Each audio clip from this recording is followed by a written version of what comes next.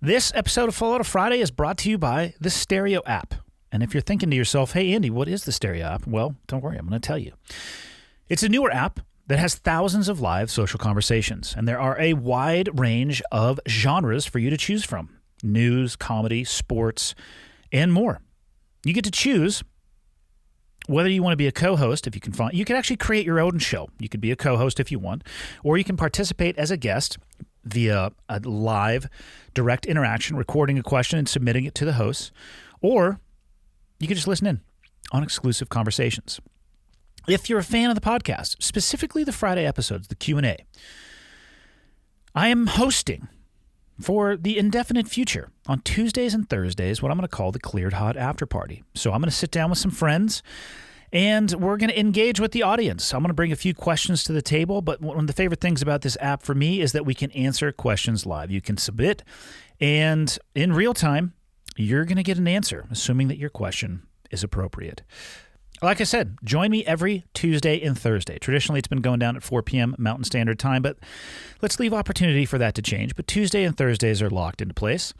And if you don't have the Stereo app, the easiest way to get there would be go to my Instagram bio and click on the link in the bio, or click on the link in the show notes. They're both going to take you to the same place. You can create a profile, follow along, and like I said, you can just listen, or you can join in, or if you want to, start your own damn show. Like I said, Tuesdays and Thursdays for the foreseeable future. Join me for the Cleared Hot After Party. This episode is also brought to you by Benchmade Knives. They are headquartered in Oregon City, Oregon. They've been manufacturing high-quality cutlery for over 30 years, established way back in the way back of 1987. Benchmade takes pride in the fact that they manufacture an heirloom product that has the potential to be passed down from generation to generation with proper use and care. Each one of their knives carries a limited lifetime warranty, and oftentimes people don't know this. They offer free sharpening and maintenance throughout the life of the knife. Benchmade puts a strong emphasis on family values and tradition, encompassing the people and products that they create. They have a wide spectrum of product offerings, so whatever you're into, whether it's hunting, tactical, outdoor, survival, everyday carry, whatever it may be, Benchmade makes it easy for you to dial in a knife that fits your lifestyle. Go check out what they have to offer, benchmade.com. And that's it. Let's dive into this sucker. Okay, I got the red smoke. Gun run, north and south, west of the smoke, west of the smoke. Okay, copy, west of the smoke. I'm looking at danger close now. Come on with it, baby, give it to me, I need it. Get cleared hot. Copy, cleared hot. All right, we're digging right into this, ladies and gents. I've got my coffee, I got my water, I got snacks, and 5 questions for this Friday. Hopefully, I make sense in at least one of these answers. Let's begin with a question about rage. This morning, I was pulling into the gas station to get a newspaper and some water. There was an open parking space literally right next to the door of the store. Normally, I could care less about where I park. However, currently I'm on crutches due to a 6th and hopefully final ankle surgery. Damn, man or woman, that sucks. That's a lot. Back to the story. And the designated handicap parking spot is much farther away. Well, as I was pulling into the parking lot, or a parking spot, I should say, some jackass comes flying into the lot and swings right into it where he is facing directly at me.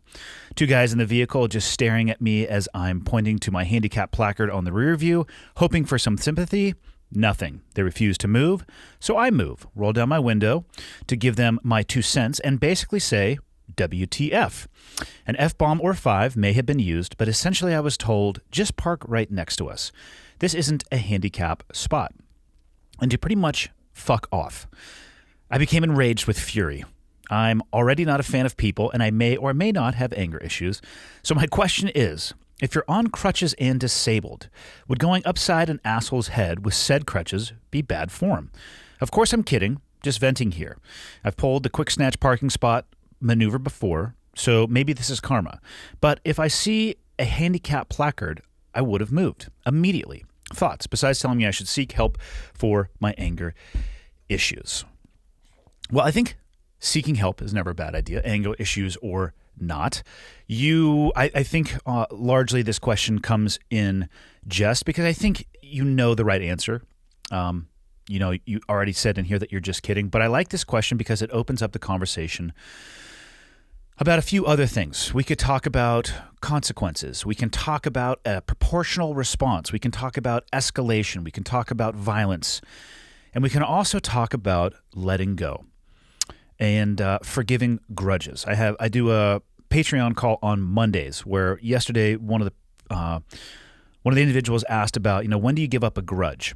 And I actually had read this question before we had that, and I answered it in the context of actually talking about this email a little bit. So I'm not going to ramble anymore about that. Let's talk about this question. In the terms of consequences, although you say that you are kidding about getting out of your car and, smashing some asshole upside the head with some crutches, go to YouTube and get a little creative with your search when it comes to violence, and you will see that there are people who are not kidding when it comes to this scenario. Now, first and foremost, it's interesting when you put a quarter of an inch of glass separating you between yourself and another human being, specifically on the road. Somebody cuts you off, some type of offense that you take to a maneuver on the road. And I'm speaking about myself here too. It is amazing the level of dissection that I will do to individuals' family members, to the individual driving the car, the very colorful and creative things that I have to say that I would never say if we were in an elevator, which is, of course, my litmus test for whether or not you actually should say something to somebody. Don't say something to someone that you wouldn't say if you were trapped in an elevator face to face. But you put that glass in between you and another human being, and shit gets a little wild sometimes. I get it. Road rage is a real thing. It's actually something that they ask you about when you're going through your post-traumatic stress checklist. Not a checklist, questionnaire. Like, do you get road rage? It's like, well, yeah, but it has nothing to do, I think, with post-traumatic stress. It's just that you get in a car and you're moving fast and you have that barrier and shit can get wild. So I understand this question. I struggle with it myself. But it leads to that conversation about potential consequences. Let's say that you actually played this scenario out, because there have been fistfights for sure over parking spots. I've actually seen them. I'm sure most people have as well. And if you haven't, like I said, go on to YouTube. So you pull up here, and there's two people in that car, and you're on crutches. And let's say that it goes beyond the situation that you were in. So you were talking from your car to their car. But let's say it goes, you're out of the car, and then both of them come out of the car. A little pushy, a little shovey, and you take one of these crutches and you crack this guy over the head with a crutch. Now, there's two people you need to deal with here, obviously, but from your perspective, you are task-saturated with smashing this dude's face with your crutch. Now, the other person, let's just say that this person happens to be a concealed carry permit holder. Let's say that you're in the state of Montana. I have no idea where you're at. I'm just going to assume this was Florida. So I'm not a lawyer. I don't know the absolute precise definition of what is considered a weapon or a lethal item. But if you are smashing somebody over the head continuously with a crutch, I'm going to assume it's a metal crutch, and an individual is there and involved in this situation and sees that, I think you're creeping very closely to that threshold of self-defense. So let's play this out. That individual draws down, and before you have the chance to stop, you are shot. Wounded. Let's go even further. Let's say that you end up losing your life. We've found ourselves at DEFCON 5. Over what? Let's trace this all the way back to what the actual origin is, and we're talking about a parking spot, which you said right here, there was one right next to it anyway, which is the one that you actually pulled into. I would love to say that's a truly hypothetical situation. However, real life has proven time and time again that it isn't necessarily. I don't think it generally goes, or hopefully ever goes, to the taking of a life, but physical violence, of course, could result in that. And the whole thing is, and the reason that I like this question is we can talk about why. Well, is it even worth it? Again, go back to the origin. Potential loss of life over a parking spot in a parking lot that probably has many more spots. Completely and utterly justifiable. And you went from DEFCON 1 to DEFCON 5 very drastically, almost as if there were no steps along the way. And that's what I was talking about when it came to letting go of grudges on the Patreon call. If there's a scale of 1 to 10 on a level of offense to you as an individual, and this is set for every individual. It could be you get accidentally bumped is a 1 in the shopping, pushing a shopping cart in a grocery store, or your 10 might be somebody comes in and kills a family member of you. Your ratio may be whatever it is. There's also a proportionality of responses with that, from completely letting it go, accepting it, saying, excuse me, even though you didn't bump somebody, to DEFCON 5. When it comes to the actions that you take, as you escalate up that continuum of responses, the potential consequences to those responses also escalate. And I think it's very easy to get emotionally attached to what's going on and lose the objectivity of how bad things can go quickly. When it comes to a scenario like this, who gives a shit if somebody gets your parking spot? In reality, it's not worth even entering that continuum of response. You said it right here in your email. You've done this to people too, and guess what? So have I. So it happens to you. Laugh it off. Don't even participate or enter into this system. Move somewhere else, go somewhere else, and continue on with your day. And the reason I say don't participate in this system is that there were, in your story, 3 people, all of which that could escalate at a different level. And my theory and thoughts on these types of confrontations, specifically when they involve violence, is that they should be avoided at all costs. You can win fights and still end up in the hospital. Violence is painful, even if you are completely justified and you are completely dominant. Oftentimes, you're going to have some consequences from a physical perspective, maybe even from an emotional perspective of what happened. And why enter into that system? Just take it completely off of the table. Now, when it comes to letting go, let's say that they're a different type of offense where higher up the scale, 7, 8, 9, 10, whatever it may be for you, holding on to grudges and holding on to things like this, speaking for myself, it actually makes me sick. Like physically, I spend emotional equity and capital thinking about it. I have a physical response to it. I can feel my heart rate escalating. I'll start sweating. I'll start gripping down on the steering wheel if I'm in a car, things like that. None of that is healthy for me, and none of that leads to a healthy end state. The road that I am on when I get into those places, it's not healthy. Personal relationships, relationships inside of families. There are things that have been done to me, and I'm sure there are things that I have done to people that are very hard for them to let go. And like I said, I try my best to let them go because I personally have a physical response to those things, and it's not healthy. I absolutely believe in forgiveness and putting the burden of that, the weight of what happened down. I struggle with it at a very deep level, depending on what it is. At a lower level of my personal continuum, it's not hard for me. At the higher level, it is very, very hard for me to do, and it's something that I'm consistently working on. But you have to realize there's a difference between putting it down and forgiving somebody and giving them a second chance. I do believe that everybody should be given a chance at forgiveness and redemption, but not everybody should be given a second chance. Maybe family is the toughest when it comes to this. There's some really negative and toxic relationships that are possible when it comes to families. I wish families were always, great things that they made loving documentaries about. They're generally and often not, in my experience, at least at a small level. But if somebody is consistently and constantly toxic to you, you can forgive them for who they are. But that doesn't mean you have to willingly engage with them in any way, shape, or form. You need to be able to compartmentalize. If they're an asshole and it has a negative consequence on your life, they're responsible for their behavior, and it's their fault they're an asshole. If you consistently go back and interact and engage with this person, that's on you. So forgiveness is great. Putting this stuff down is great. That doesn't mean you have to give them a second chance. And again, that's why I like this question. We get the chance to talk about consequences, avoiding violence at all costs, that continuum of responses from DEFCON 1 to DEFCON 10. Again, like I said, I know that you sent this email in and you were doing so in jest. However, I've seen this personally escalate into violence, and it's completely and utterly avoidable. Even a stupid little fist fight or a shoving match where somebody trips and puts their hand back to catch themselves and breaks their wrist. Even look at that in comparison to what are we doing this for again? A parking spot, and there were 30 more over here. So stay out of it. Don't let your emotions lead. Right? They're terrible leaders. They're great followers. Let objectivity and logic lead the way in your decision-making process. Question number 2, the subject line of this one grabbed me right away. because it says, stupid people, hello, tell me more. What are we talking about? Hi, Andy, I love your podcast, and I have a question for you. A hypothetical scenario. You are with a mate, so I'm guessing this individual is from Europe somewhere, perhaps Australia, hard to say.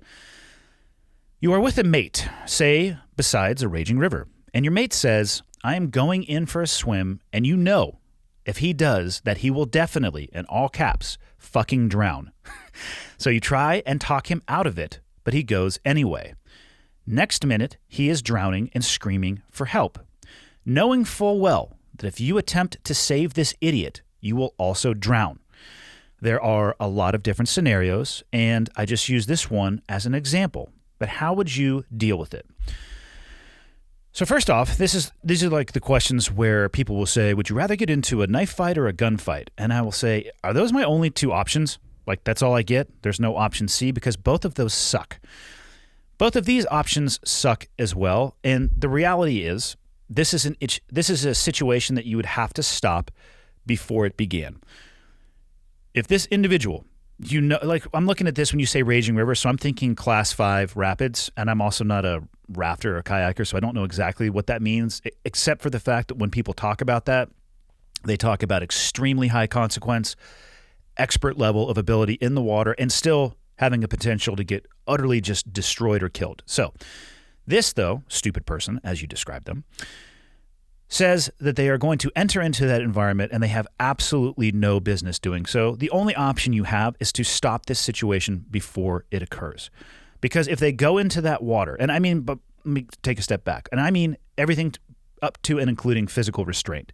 If I actually had a buddy who I knew who was unable to even, handle themselves in a lake with no tides to worry about and no currents to worry about, and they're looking at a class 5 and they think that they're going to jump into that, I am physically not going to let that happen, up to and including choking that individual unconscious and making sure that they don't go into the water, because the end state is already crystal clear. You know what's going to happen. And in the scenario that you laid out, where you know that if you go in and try to help this person, you are also going to die, that's actually not helping anybody. They made the choice to enter in that situation. If you make the choice to also enter in that situation, knowing that the outcome will be that they will die and you will die, you've just drastically made things absolutely and utterly worse. That's not even a word. Worse. Think of the impact on just the individual's family alone if they go in by themselves. Now think of the impact on your family as well. The best you could do would be call to a higher level of help to try to get a rescue, or not a rescue at this point, likely a recovery, and be there to help facilitate that recovery. It's not going to help that individual, and it's not going to help yourself if you enter into that environment. This is another scenario where, one of the sayings that I really like is that you don't have to light yourself on fire to keep other people warm, right? And it's really harsh to say that you would sit there and allow that individual to drown. But if you willingly end your own life in a futile attempt to help somebody who put themselves in that situation, I don't know what to tell you. And again, this is why I go back between options. If I'm only given a choice between a knife fight and a gunfight, it's like, what the fuck, man? Can we have a de-escalation option? So my de-escalation option would be, like I said, physically making sure that this doesn't happen, up to and including rendering this person unconscious in the most passive and peaceful way possible to make sure that they don't end their life. And then I would never, ever again go somewhere with an individual like this. Because again, this goes back to the first question. Can you forgive somebody for this level of idiocy? Yes, you absolutely can. Do you have to give them a second chance to do something like this again? No, you do not. So if you know who you are dealing with and they're a known quantity, and you've had a horrendous experience with it in the past, whose fault is it if you willingly enter into that experience again in the future? I would say, obviously, the individual's actions and behaviors are on them, but your choice to participate in that is 100% and absolutely on you. So in that example, that is what I would do. Both of the options that you gave me suck, so I created a third, and that's how I would handle it. Question number 3, switching gears here a little bit. I have recently been transferred to an OIC role, which stands for Officer in Charge role, of an aviation support unit. I have been a police officer for 27 years and know nothing about aviation. I am looking forward to the role and challenges of learning new things and leading a specialized small team. However, I do not know if I should complete a tactical flight officer's course to gain credibility and fill capability gaps, or detach and just be an OIC and manager exclusively. I am torn on how to proceed as a leader. There are pros and cons for both. I'd be interested in hearing your thoughts. I think you nailed it. There's pros and cons for both. And where I would start you off on your decision-making matrix is, what does your department need? You have a great knowledge of the law enforcement career and profession, obviously, 27 years. Thank you very much for what you do and have done. And you're being pushed over into a unit that you don't know anything about. I would talk to the individuals that are placing you in that unit, and I would also sit down and talk with the team that you are going to be the officer in charge of and figure out what it is that that team actually needs. There may be a chance or an opportunity for you to go to that what did you call it? It is a tactical flight officer's course. There might be a chance for you to do that, but right now your team might be totally staffed and there may be no gaps in capabilities. So what they actually need is just an OIC who can lead and manage. And it might be better for you to start on that path of focusing on getting a true understanding of what the unit does, its capabilities, focus on being that manager and getting your feet underneath you, while leveraging the experience of the people that are already on that team, so you truly have an idea of what the team can do and what they can't do. And maybe that is because of a staffing or capability shortfall. And then later on, dive headlong into the tactical flight officer's course, should you need to. What I'll tell you is, I suspect if you did go to the tactical flight officer's course, the people that you work with would definitely appreciate that, because you probably would develop a different level of direct communication. You'd be using terminology and speaking through the lens of shared experience, as opposed to just the role of an OIC to somebody who's boots on the ground, or in this case, boots in the air. I would say, well, first off, don't make them wear boots in the air. That's just uncomfortable. Maybe they can wear regular shoes, but I don't know. That's up to you guys. Pros and cons to both, very much like you said, but I would say lean towards learning your job, learning the roles of the people that work for you, managing them effectively, empowering them, and if you have the time a little bit later on, go to that course, because it certainly will polish off your knowledge base and experience for your new role as it is. But start it all with, well, what does your team need? Maybe you're going there right now and they have a drastic capability gap. Maybe you need to dive right into that tactical flight officer's course.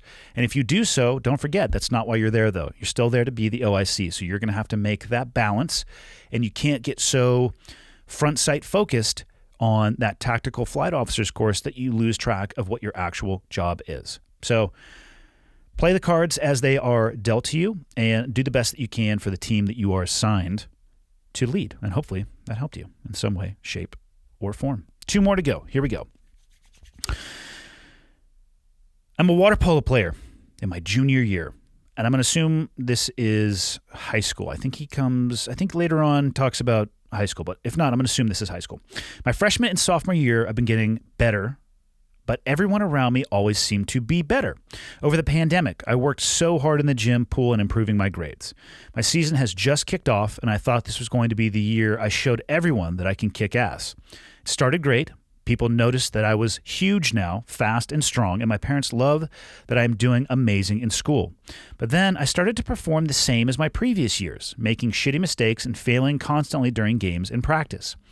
I just now got informed that I would be playing varsity, but will have to move down to JV for a few games, which means I'm one of the bottom performing players. Before this, I looked in the mirror and I really thought I am no longer the skinny kid who is playing frosh, which I think stands for freshman and sophomore, and felt proud of myself and what I worked for. Now all I see is the same failure from years ago. I don't know where to go from here. I don't hate my coach or any of my teammates, only myself. I worked so hard and improved myself while my teammates partied, and yet I still fall behind them. There's so much I wish I could say, but as someone who described themselves as a C athlete, did you ever have the feeling of disappointment or feeling that you're always going to fall behind your teammates? How did you overcome that feeling and move on with your life into the military? Thanks for taking the time to read this and give me advice. I hope everything goes well with you, and I pray Mother Nature gives you a nice elk or deer to shoot the next time you're out hunting. That makes 2 of us. And also, if you listen to this and you live in Montana, don't forget you have to get your tags in by April 1st. I forgot last year. No big deal. Over-the-counter general tag. It's fine. All right, so to your question here. Man, there is a lot to unpack. And there's a combination of things going on here. It sounds to me that you took the time to improve yourself. You were given, the pandemic did some crazy stuff. And from the schooling perspective, I have no idea what state that you live in, but, if it's in California, where my sister and brother-in-law live, it was like full stop, all schools shut down. Some people went the path that you described, where they were just kind of partying and hanging out. You took the path that I love to see. You looked in the mirror, you saw where you want to be, and you dove headlong into it. So you worked hard in the gym and the pool and on controlling your grades. You focused on the things that you can control. One thing, maybe a different way to view this when it comes to sports. One thing that you weren't able to do and focus on during that time period is the actual sport itself. There's a huge skill component when it comes to water polo. I played water polo for 4 years. I know exactly what you're talking about. And every year I feel like my skill level improved as I was getting more experience. And I weighed 150 pounds when I graduated high school. I understand being the small person surrounded by peers who are more physically capable. I completely get that. You dove headlong to those things that you can control, but there is a huge skill component, communication component, and teamwork component that you're really not going to get the opportunity to focus on until you're back practicing with your team. So the failures that you are describing, shitty mistakes and failing constantly during games and practice, that's the one thing that you weren't able to focus on. So realize that and understand that. So you made drastic improvement on yourself. It's going to take a little bit of time for that team cohesiveness and your ability to sink into that team to catch up. So just maybe take a little bit of that burden off your shoulders. You said, before this, I looked in the mirror and really thought I am no longer the skitty kid who was playing frosh and felt proud of myself and what I worked for.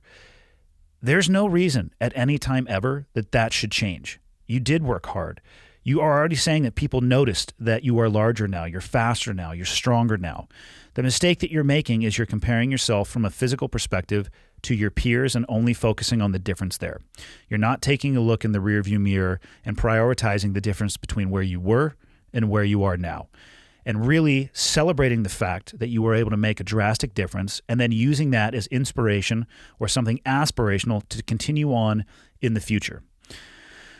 I always used the athletes that I played water polo with. I played water polo and baseball. I'd say water polo is a much more physical sport. There's no comparison between right field kicking daisies, no offense to right fielders, and playing, especially like a weekend water polo tournament. There is absolutely no difference in what is required physically.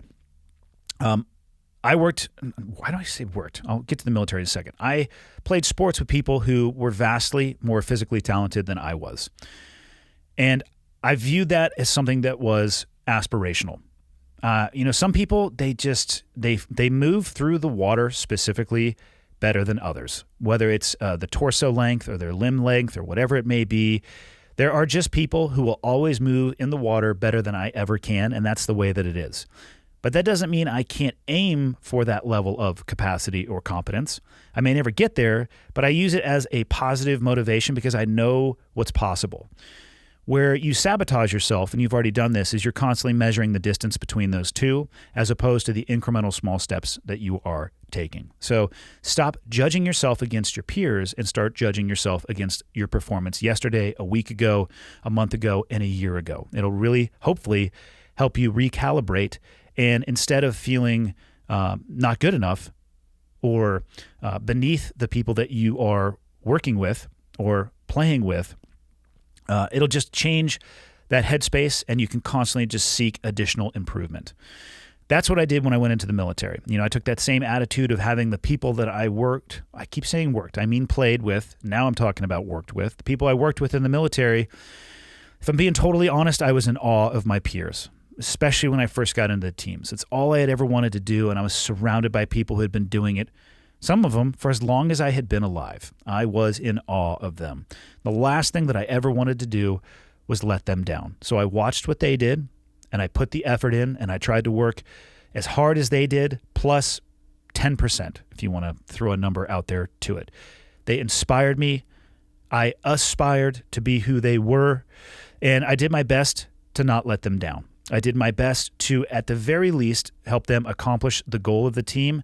And I hope at the end of my SEAL career, I would consider it to be successful if I left the teams slightly more capable than the SEAL teams that I went into. And that I leave up to the peers that I worked with. They have every right to judge me however they see fit. I'm not going to give myself a grade on that. So a lot of that, though, all of that has to do with how you view yourself, okay? It's okay to measure yourself against your peers as long as it becomes a goal for you. It is not okay to constantly measure yourself against your peers and berate yourself. And what was the exact words that you used? Now all I see is the same failure from years ago. You are far too young to have that headspace. So do the best you can to flip that, okay? The measuring tape is great, but the only measuring tape that matters is where you are today versus where you were yesterday and where you want to be a year from now. So try to change that headspace. You're far too young to have that level of failure. You have nothing but runway in front of you. And let those peers, hopefully you're with them and they want to have their hand down that ladder pulling you up. And then realize also that there is somebody who is viewing you in the same way that you are viewing those other people. So if they are helping pull you up that ladder, make sure you take the time to turn around and pull somebody else up that ladder as well. Last question of the day. I think I have a pretty good handle on the questions you get the most often, which leads me to this. What's the question nobody asks that they should? And what's the answer? Also, unrelated and in more than 5 minutes, how are you doing? So I'll do the first portion of this first. I get asked a ton of questions, and I enjoy them. And as I've just explained before, I'll pull from categories so it's not incredibly repetitive. And I have no idea what the question is that somebody should ask me that they don't. I appreciate the questions that people ask. And I guess the way I will answer this is far more important than any question that somebody could ever ask me would be the questions that they could ask of themselves. And that is what I spend a lot of my time doing. Questioning, maybe not questioning, asking questions to myself. I don't know about anybody else. I actually will talk out loud to myself. I wouldn't say often, but regularly. I'll ask myself a question and I'll talk my way through it. And I think that's a very important exercise. Like I said, I totally appreciate every question that people ask of me. It's very humbling that people even want my opinion on things, because I've said this before. I'm an absolute fucking idiot stumbling my way through life just like everybody else is. And I don't have I don't have a magic ball. And I have a limited amount of experience in certain areas from a military perspective. And other than that, all I can give is my opinion. And that's what everything is. I appreciate those things. What I would say the most important questions people could ask are not to me, but are of themselves. And questions that I ask myself are, am I doing the right thing? If I make a decision to do something, I will take the time to try to gauge my depth of why. Why did I make this decision? Am I being altruistic in the decision that I'm making and the choices that I'm making and the actions that I'm taking? Am I being a value add to the people that are around me? Am I a good person? Am I a moral person? I spend a lot of time, well, not a lot of time. I spend about an hour back and forth each way coming from where I live into town. And I enjoy that time because I sit there with myself and I talk to myself and I try to get to the root cause, not the root cause, that's not the right word. I try to get to the root of who I am as a person. And those are the most important questions that nobody should ask of me, but I hope that they take the time to ask of themselves. So the external is great. I think the actual internal is more important, and everybody's going to have a different question that has meaning to them. To the second part, on an unrelated and in more than 5 minutes, how are you doing? I don't know how to answer this. So, I can answer it in the perspective of the last 21 months at this point. It has been, if I'm being honest, it has been the most difficult 21 months of my life. Pandemic was a portion of it. The divorce that I finalized a month ago was an experience that I don't want anybody to ever go through. It was the absolute right decision to make. I am a different person at the end of that process. I think I'm a better person at the end of that process. And I mean that from the perspective of I am in a different place, which I feel puts me into a position where I can be a better father for my kids, and I can be more of a value add and more of a whole human being to the people that are around me. But it was rough. It was financially destructive. It was emotionally destructive at times, and it recalibrated. It really recalibrated my thought process on a lot of things. So overall, how am I doing? Business is interesting. The pandemic affected me just like it did everybody else. Things seem to be trending back to new normal. I don't know what that's going to be, but it's stable at this point. So on a business side of the house, I'm doing okay. On a personal side of the house, I have 3 children, and my relationship with all 3 of them is very different. I wish it was drastically better with one of my kids. And I'm consistently trying to figure out ways to work on that. And I've really had to focus my horizon view on that relationship from what's going on today to what it's going to look like in 6 months to a year to 5 years. But I'm trying to reframe that and keep that in mind and be the best person I can be on that front. And, one of the biggest things over the last 21 months for me that changed is I have a different perception on love. And maybe it sounds weird for people to hear me say that, but as bad as the last 21 months were, I feel incredibly fortunate and grateful for that experience as well, because it has recalibrated for me what love is, and largely that has come from meeting an amazing woman, and she has been there for me. She has been a value add to me and a foundation for me to fall back on in the moments where I was absolutely struggling and at my worst point. And I couldn't be more thankful for it. So I'm doing okay. And I have a different lens that I view the world through.